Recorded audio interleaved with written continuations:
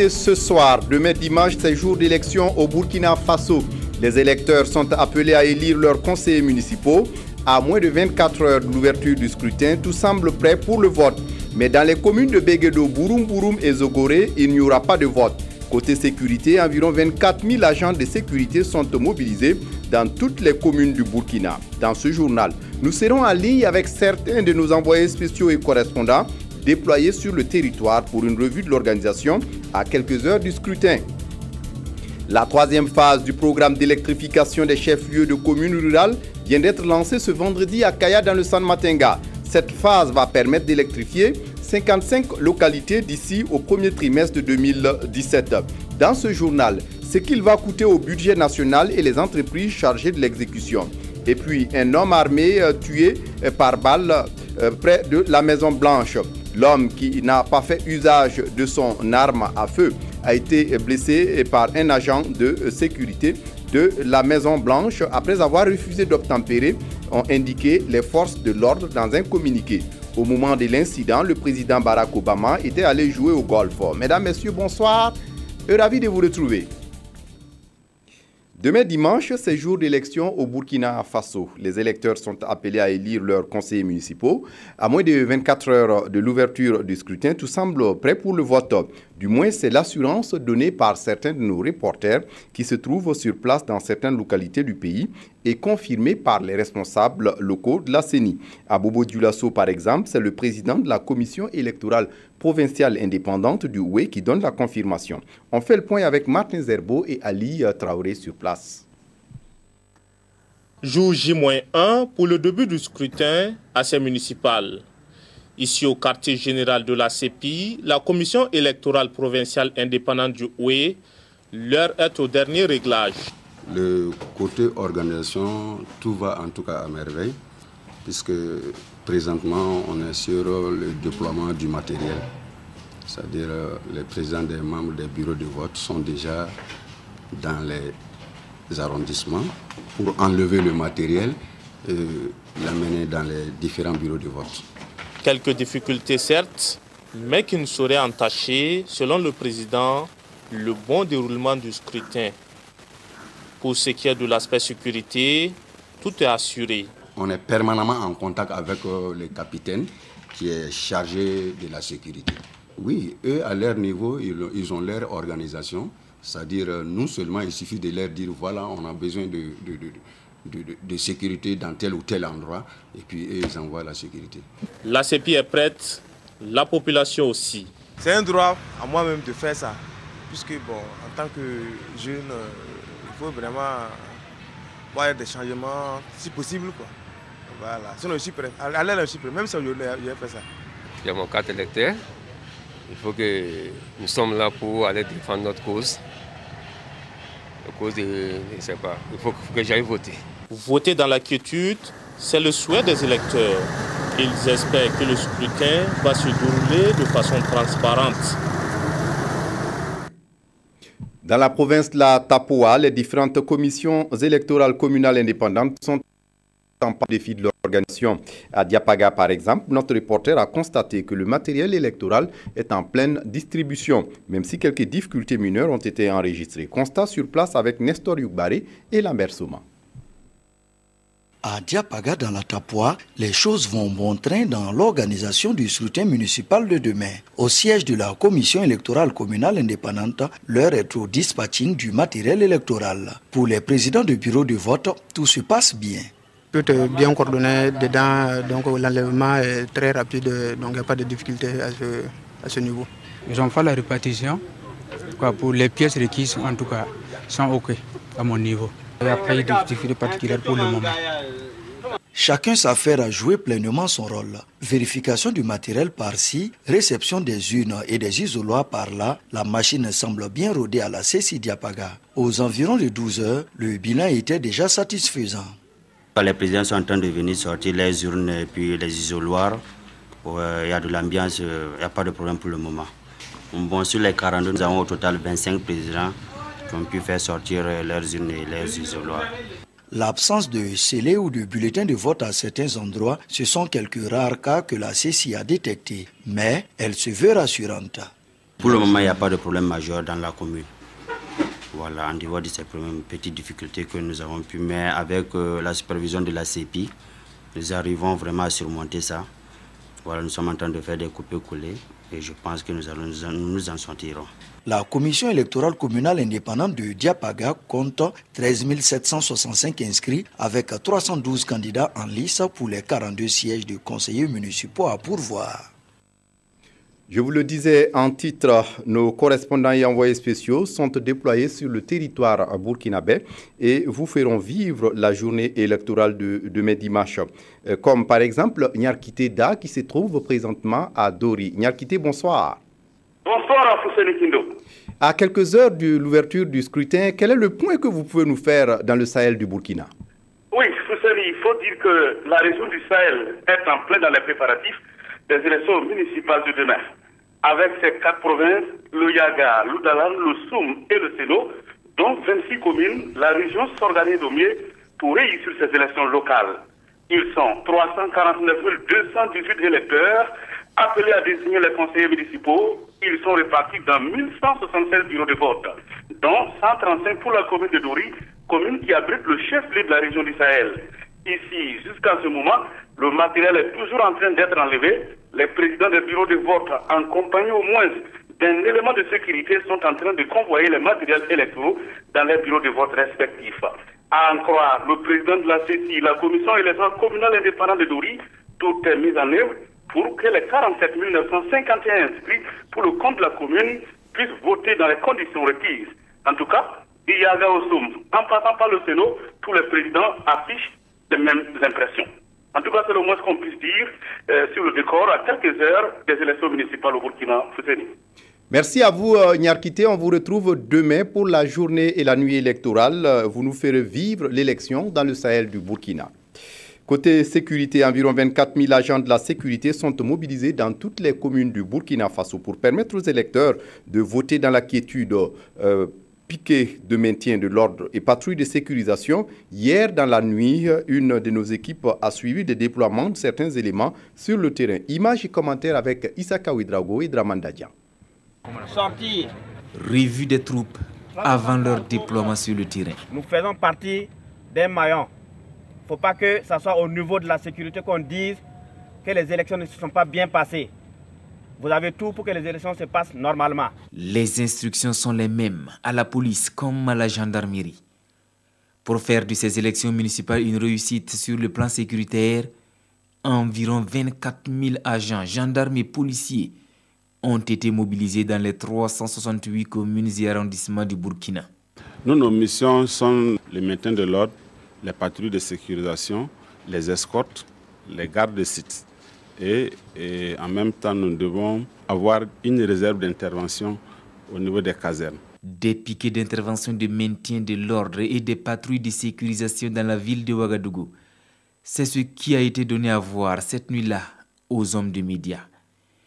Un dispositif qui visiblement rassure la population, en particulier les électeurs, appelés aux urnes ce dimanche. On fait un silence parce que comme il y a sécurité là, on n'a pas peur. Parce qu'on a confiance à notre sécurité là. Le dispositif sécuritaire a certes été renforcé pour parer à toute éventualité. Mais en matière de sécurité, il n'y a pas de risque zéro. La commission sécurité de ces élections municipales appelle donc les Burkinabés au calme et à plus de collaboration pour un scrutin apaisé. Nous poursuivons la ronde de nos envoyés spéciaux correspondants déployés sur le territoire burkinabé. Jacques Tarpaga est à Waïguia dans le nord. Jacques, bonsoir. Bonsoir, Fousseni Kindo. Jacques, à Zogoré, il n'y a pas d'élection demain dimanche, mais à part cela, qu'est-ce qu'on peut dire dans le nord du Burkina à quelques heures de l'ouverture du scrutin? Oui, Fousseni Kindo, nous vous parlons justement depuis l'avenue Mopti, c'est cette voie principale, vous savez, qui traverse la ville de Waïguia. Alors, à notre arrivée à la commission électorale communale indépendante, les portes étaient déjà fermées. Alors, on nous a assuré que le matériel a été déployé très tôt ce matin, donc depuis le matin, donc le matériel est déployé dans les différents bureaux de vote. À la commission provinciale indépendante, il y avait encore des derniers réglages, notamment certains observateurs qui se demandaient comment rejoindre leur bureau de vote pour le scrutin de demain. La ville est calme, la vie coule ici, comme on peut le dire ici à Waïguya. Donc, il n'y a pas de signe annonciateur d'un grand événement, mais c'est-à-dire que dans la province du Yatenga, nous avons 742 bureaux de vote avec 216 112 inscrits. Dans le QG des partis politiques, l'un est également aux derniers consignes aux différents représentants donc, de ces partis dans les bureaux de vote. Au siège du MPP, tout est calme. Nous sommes rendus également au siège de l'ADF-RDA. Alors là, il faut dire qu'il y a une coalition, comme vous le savez, l'UPC, le CDP, la NAFA et l'ADF-RDA sont en coalition donc contre les autres partis. Il y a 6 partis en réalité en compétition ici dans la commune de Waïguya, et cette coalition propose des listes mixtes, des listes hybrides.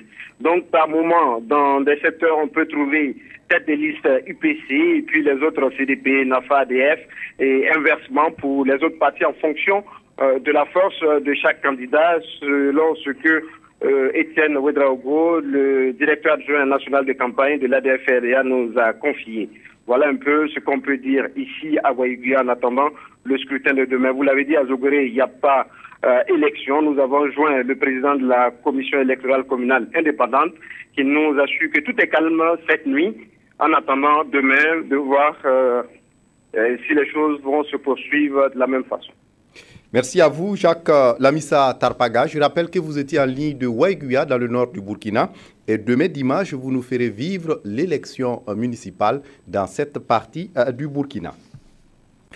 Les forces de sécurité l'ont dit, voter dans la quiétude, c'est aussi le souhait du président de la CENI, la Commission électorale nationale indépendante, Maître Barthélémy Kéré. Et au regard de la situation qui prévaut dans certaines communes comme à Béguédo, Bouroum et Zogoré, la CENI annonce qu'elle n'est pas en mesure d'organiser les élections dans ces 3 communes. Dans une déclaration rendue publique ce samedi, Maître Barthélémy Kéré en appelle au gouvernement à rechercher des solutions pour ces localités. Les grandes lignes de la déclaration avec Amadine Lalsaga. Il n'y aura pas d'élection municipale ce 22 mai 2016 à Zogoré, Béguédo et Bouroum.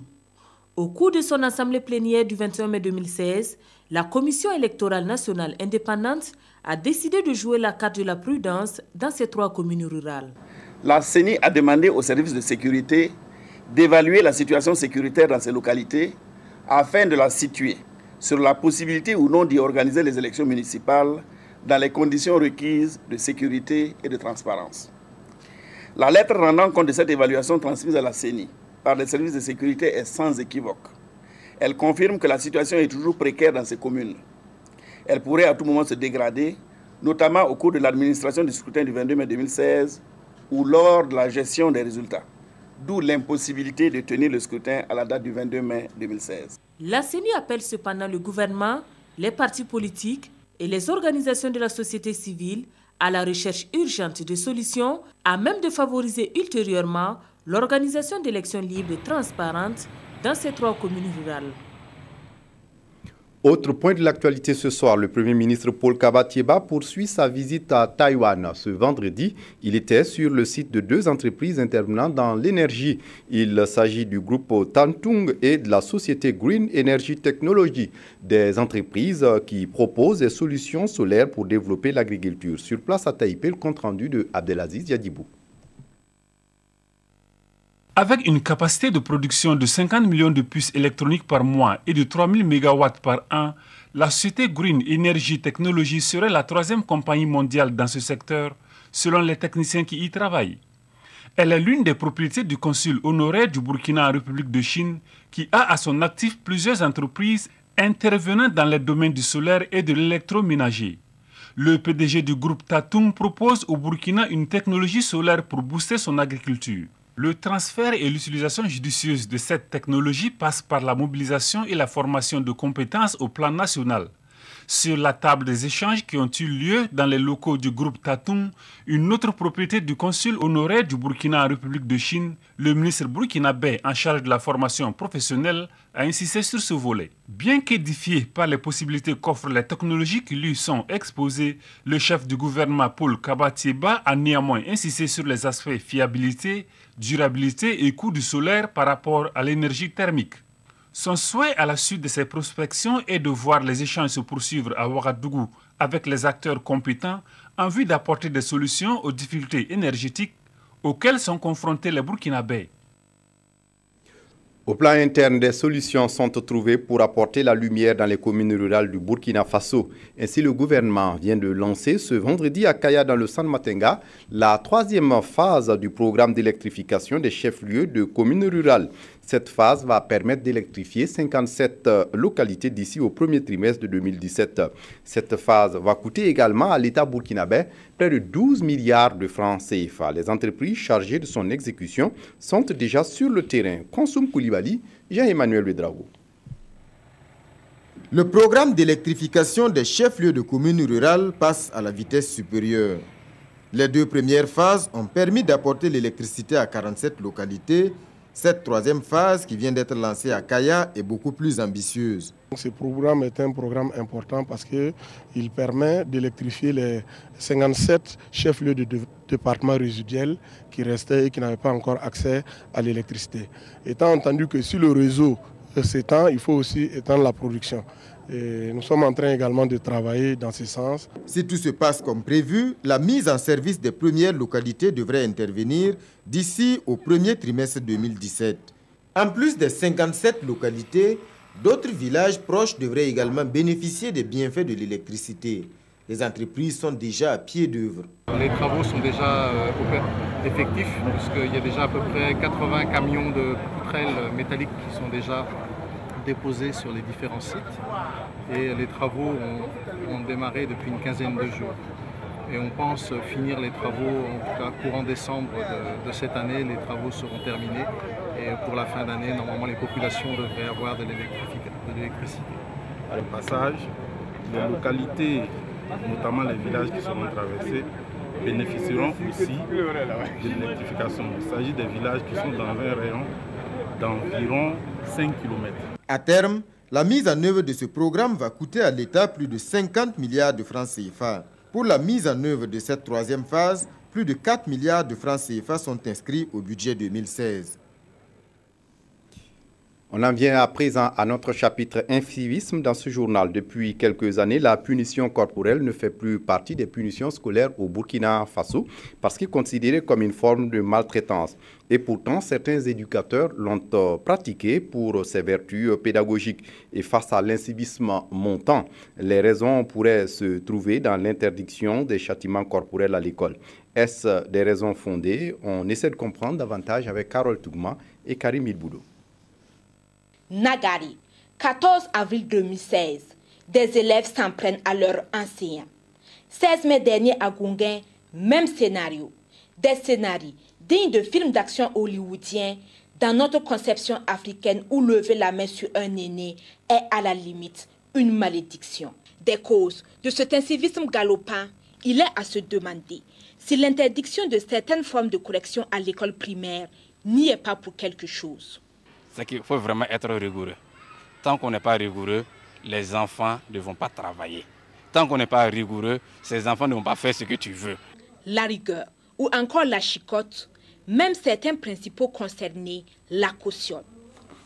À l'école primaire, le maître, il nous frappait et puis il nous donnait la punition. Et comme à 10 h, on ne sortait pas. C'était pas mauvais parce qu'il voulait de notre bien. Vraiment, dire de ne pas frapper les enfants, je n'y adhère pas. Selon moi, les maîtres doivent chicoter. Chez nous, on ne peut pas bien éduquer un enfant sans porter la main sur lui. On le frappe et on le prive d'un repas. Cependant, les droits de l'homme sont formels. Les services corporels ou moraux sur l'enfant sont interdits. Les dispositions, notamment l'article 332 du Code pénal de 1996, punit d'une peine de 1 à 3 ans et d'une amende de 300 000 à 900 000 francs CFA quiconque porte des coups à un enfant âgé de moins de 15 ans. Les châtiments corporels, ça peut avoir des effets, mais ces effets sont limités dans le temps. Alors que normalement, un changement de comportement s'inscrit dans la durée. D'autres formes de punition, par contre, sont admises. Et sans être exhaustif, il y a la réprimande, la rétention temporaire d'un élève. Il y a également qu'on peut remercier un élève de façon temporaire. Il faut éduquer donc sans chicotte, sans privation, même si sur le terrain, le constat est amer. Les enseignants perdent de plus en plus leur autorité. Il est peut-être temps de revoir notre système éducatif pour l'adapter à notre époque et à nos réalités. Des élèves qui font preuve d'insolence à l'encontre de leurs éducateurs ou pire, qui osent porter la main sur leurs enseignants, on en voit de plus en plus au Burkina. Des élèves ou étudiants qui manifestent leur colère sans arriver à des saccages, c'est rare ces derniers temps dans notre pays. Ces actes d'incivisme et bien plus encore sont souvent encouragés par la culture de l'excuse empêchant de sanctionner. Mais à qui la faute? Une éducation défaillante ou inappropriée ou encore la démission des parents de leur rôle d'éducateur? Élément de réponse avec Hadi Sandamba. Que je vais vous décevoir, la famille burkinabé est en crise, il faut le dire. Il ne faut pas tourner autour du pot. Triste vérité. Bon nombre de Burkinabés partagent ce point de vue. Les parents ont démissionné vis-à-vis de l'éducation de leurs enfants. L'éducation d'un enfant commence par la famille. C'est dans la famille qu'on inculque à l'enfant les vertus qui permettent à l'être humain de devenir toujours plus humain, d'être sociable. C'est dans la famille qu'on apprend à l'enfant à être humble, à éviter l'orgueil, à se reconnaître comme un être faible qui a besoin des autres. C'est dans la famille qu'on lui apprend à l'enfance à être patient. Des valeurs qui sont aujourd'hui en perte de vitesse. Dans le temps, l'éducation était collective. Les grands-parents, les oncles, etc., ou les tantes s'occupaient de l'éducation de leurs neveux ou de leurs petits-fils. Parce que l'enfant était le bien commun. Un fait qui pourrait être le corollaire de l'occidentalisation de nos sociétés. Aujourd'hui, on vous dit oui, c'est la famille nucléaire, je suis d'accord. Mais comment l'esprit, les cultures africaines peuvent encore continuer à animer ces familles nucléaires? Mais si on s'oriente surtout vers la civilisation occidentale, et on transforme même par la force des choses nos familles en industrie productive uniquement. Vous voyez où est-ce que nous allons? Dans combien de familles aujourd'hui, le papa et la maman ne sont là que peut-être le soir à 19h? Il est grand temps que chacun y mette du sien pour la bonne éducation de nos enfants. La violence que l'on voit aujourd'hui au niveau des jeunes, c'est lié à ça. Il n'y a pas de repère qui je suis. C'est vraiment un cri de cœur. Il faut repenser la famille. Et ce n'est pas seulement l'État qui doit repenser cette famille, c'est toutes les institutions, notamment les confessions religieuses. Comment redonner à la famille sa place dans l'éducation des enfants et dans la vie de la cité? C'est peut-être à ce prix que l'on pourra venir à bout de l'incivisme, constaté ça et là dans nos sociétés. En santé, les rhumatologues de la sous-région sont en conclave depuis jeudi à Ouagadougou. Ils prennent part au premier congrès de la Société burkinabé de rhumatologie. Conférences et ateliers vont constituer le menu de leur rencontre. Daouda Ouattara et Oumar Zambré. Rhumatisme inflammatoire chronique en Afrique subsaharienne. C'est sous ce thème que se tient le tout premier congrès de la SBR, la Société burkinabé de rhumatologie. Un congrès qui réunit plusieurs rhumatologues de la sous-région. C'est un cadre d'échange avec les rhumatologues des autres pays africains. Et également, c'est un cadre de formation médicale continue pour nos jeunes médecins qui sont donc dans les provinces. Parce que la pathologie rhumatologique est très fréquente et donc aussi bien au niveau des grandes villes que dans les provinces. Et pour nous, il était nécessaire que ce premier congrès-là ait lieu. 2 jours, c'est le temps que va durer ces échanges avec en ligne de mire l'amélioration de la santé des patients souffrant de rhumatisme. Des patients qui ont souvent une méconnaissance des symptômes. Les signes qui montrent, ces signes-là sont fréquents, mais les plus importants, c'est notamment les douleurs articulaires qui s'accompagnent de gonflements au niveau des articulations. Et donc, nous disons toujours aux patients que toute douleur articulaire qui s'accompagne de gonflements au niveau des articulations doit donc amener le patient à venir en consultation parce qu'il peut s'agir d'un rhumatisme inflammatoire chronique et qui peut être sévère avec des conséquences assez importantes. Des ateliers de formation, des recherches médicales et près d'une centaine de communications vont meubler ces 48 heures d'échange. La Fondation Ali Gourga a lancé ce vendredi à Waiguya ses activités. La Fondation entend œuvrer pour soulager les souffrances des plus pauvres au Burkina, travailler à l'accès à l'eau potable pour les populations et aux soins de santé. Aboubakar Sagnon. La nouvelle mosquée de vendredi de Gourga, secteur 15 de Waiguya, est une bâtisse R+1 avec une capacité d'accueil de 1000 places. Le rez-de-chaussée est réservé aux hommes et le premier étage aux femmes. Le nouveau lieu de culte a été inauguré par Salif Diallo, le président de l'Assemblée nationale burkinabé. De nombreuses personnalités du monde musulman et des fidèles venus de Ouagadougou, Bobo Dioulasso et Waiguya ont fait le déplacement pour assister à la prière inaugurale. L'ouverture de la mosquée s'est faite simultanément avec le lancement des activités de la Fondation Ali Gourga. Le bloc administratif de la Fondation comprend un centre de formation continue, une salle informatique et une maison d'hôtes. La Fondation est l'œuvre de El Hadj Ali Savadogo, un investissement dans le spirituel et le social, car l'objectif de la Fondation est d'offrir un cadre de prière idéal aux musulmans et d'apporter secours et assistance aux personnes démunies et indigentes. Je voudrais féliciter le vénérable Ali Gourga et sa famille pour avoir trouvé cette généreuse idée de bâtir une mosquée et surtout une fondation. C'est un exemple à suivre et j'invite tous ceux qui ont les moyens au Burkina Faso de créer des structures de solidarité pour venir en aide à leurs prochains, à leurs frères qui sont dans la souffrance. L'enfance, l'éducation, l'eau potable et l'assainissement, la sécurité alimentaire et la prise en charge des personnes âgées sont les domaines d'intervention de la Fondation Ali Gourga. L'investissement, c'est pour Dieu. Donc, il n'y a pas donc, de chiffre à donner, puisque nous ne l'avons même pas chiffré.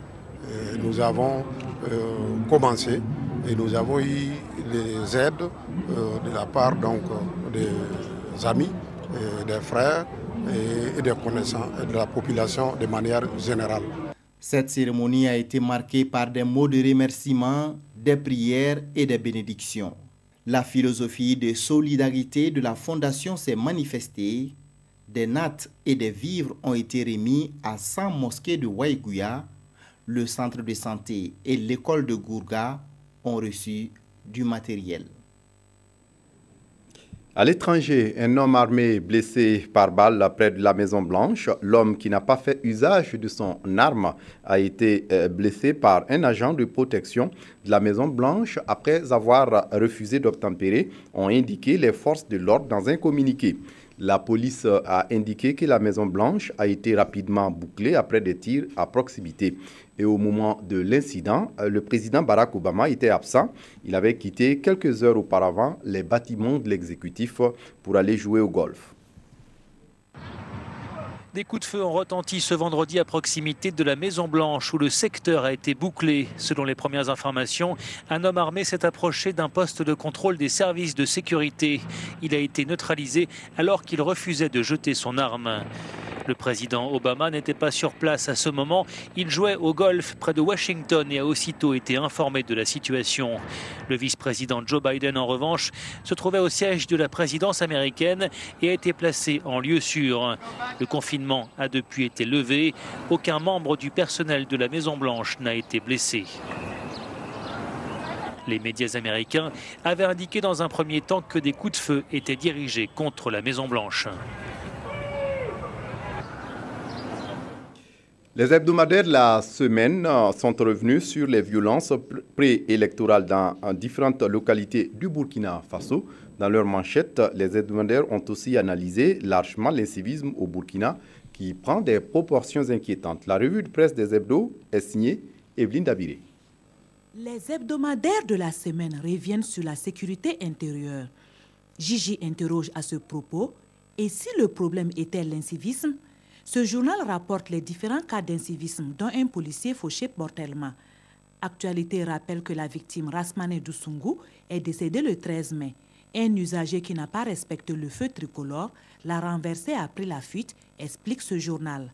La situation est grave, affirme Gigi, et si rien n'est rapidement fait pour redonner du tonus au moral des FDS, poursuit ce journal, on risque de se retrouver dans une situation de jungle où les plus inciviques vont imposer leurs lois à toute la société. Et on risque d'assister à une situation de sauve-qui-peut, poursuit ce journal. Autre sujet d'intérêt de vos journaux, les municipales 2016. Les journaux reviennent sur la violence préélectorale qui a émaillé la campagne. Actualité rappelle le point de presse donné par le MPP pour se prononcer sur la déclaration faite par le CEFOP faisant état d'un saccage orchestré par les militants du MPP au siège de la NAFA.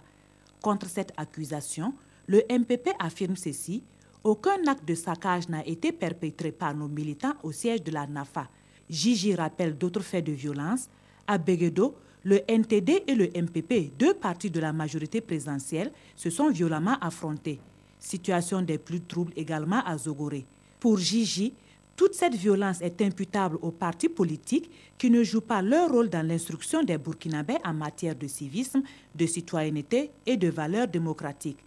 Gigi estime alors que c'est un échec des partis politiques et conclut: il faut vraiment en avoir honte. Sport, pour refermer cette édition, les étalons juniors ont été tenus en échec cet après-midi par les Diables Rouges juniors. Score final, 1 but partout. Ce match comptait pour les éliminatoires CAN Junior Zambie 2017.